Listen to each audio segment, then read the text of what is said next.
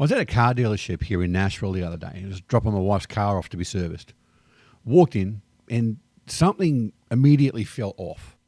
Now, I just stood at the counter and I sort of existed. No one said anything. There were people there on their phones, having conversations at the copier. One bloke looked up at me and then quickly went back to whatever it was he was doing.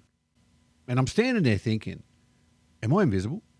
Or is this part of the process? Like, was I meant to take a number or something like you do at the DMV?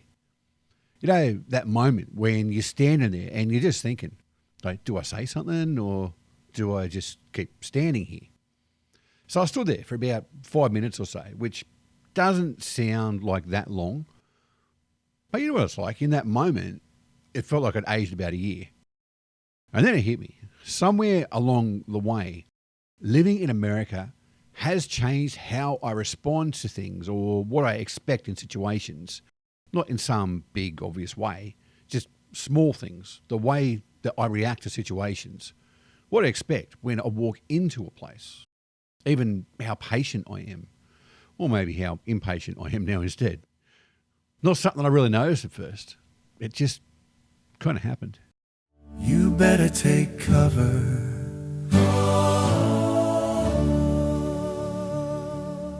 So I guess what surprised me wasn't what those guys at Jeep were doing.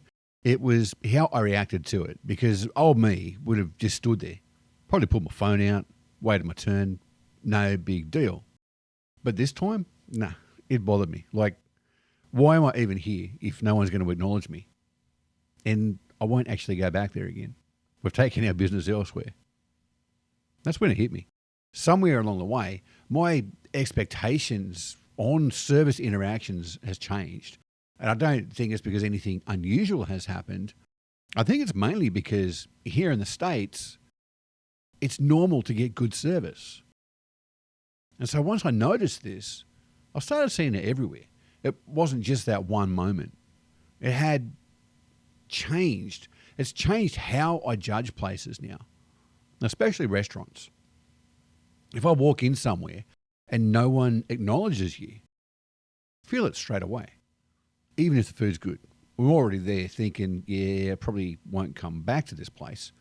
Yeah, probably sounds a bit harsh, but also it's already decided. That's definitely new for me, because old me wouldn't have cared that much. As long as the food turns up eventually, we're doing all right.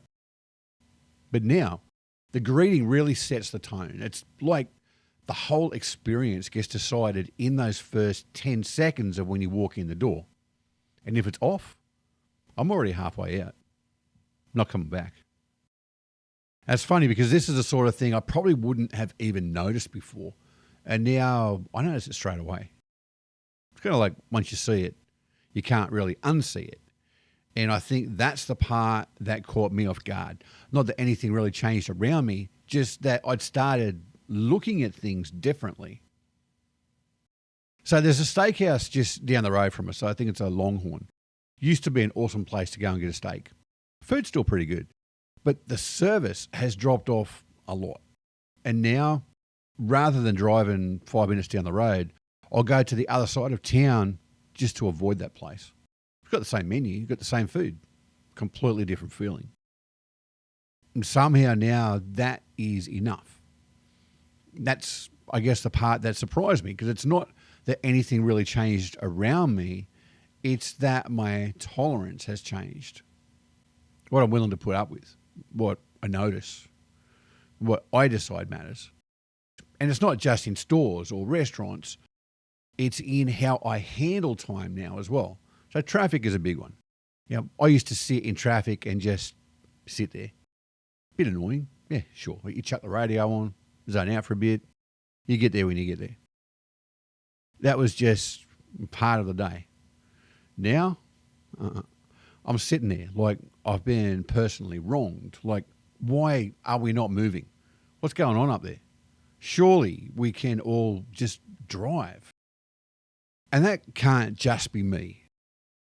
Don't even get me started on indicators. I swear, some days I wish I was a traffic cop, just so I could book everyone who doesn't use them. It's like a pandemic here in Nashville.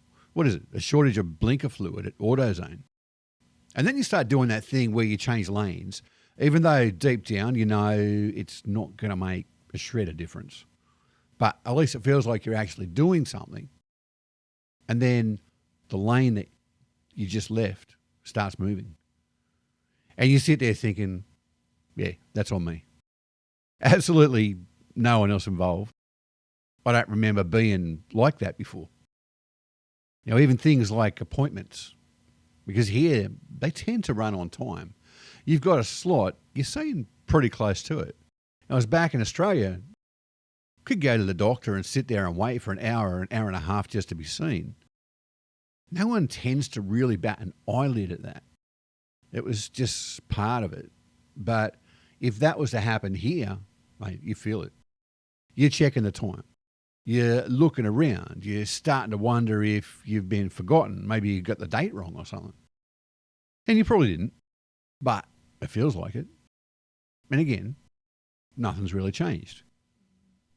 Except me.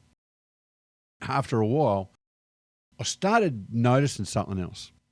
It wasn't just what I expected from other people. It was what was happening in me. I think living here has really made me less patient. Definitely not something that I expected. Probably wouldn't have agreed to it either if I'd been asked, because everything in America is so available. Food, deliveries, drive-thrus, coffee's in your hand before you even finished ordering it. You get so used to things happening really quickly. And once you do get used to that, anything that's slower starts to feel just wrong, even when it's not. I've caught myself feeling that more and more, that little bit of tension, just that sense of, oh, mate, come on. It's subtle, yeah, but it's definitely there. And I really noticed it when I went back to Australia last year. So I was there in Canberra, sitting at a cafe for breakfast. Walked in, no one greeted us. Found our own table. Had to go and find menus ourselves because there was none there. Service was a bit slow. And I remember sitting there, I was thinking, this is so different to what it's like back in America. And then almost straight away, I caught myself. Because a few years ago, that would have felt completely normal. I wouldn't have thought twice about it. But now I was noticing it. And that's when it really hit me. Nothing had changed in Australia. I had. I don't think that's necessarily a bad thing, because there are parts of it that are good. You certainly become more aware, more efficient, and I think you value your time a lot more.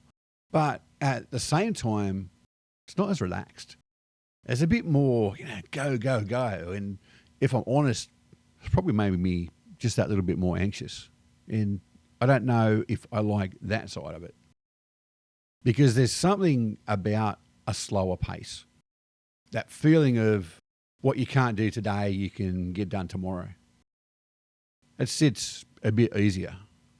And I think part of me would probably happily go back to that sort of a lifestyle.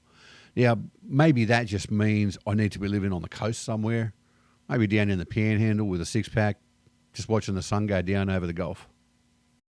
Not in a rush to be anywhere. I've actually been talking about those little moments like that each week in the podcast that comes out every Thursday. This week in America. Just the things that happen throughout the week. The ones you don't really think about at the time, but later on, they kind of stick with you.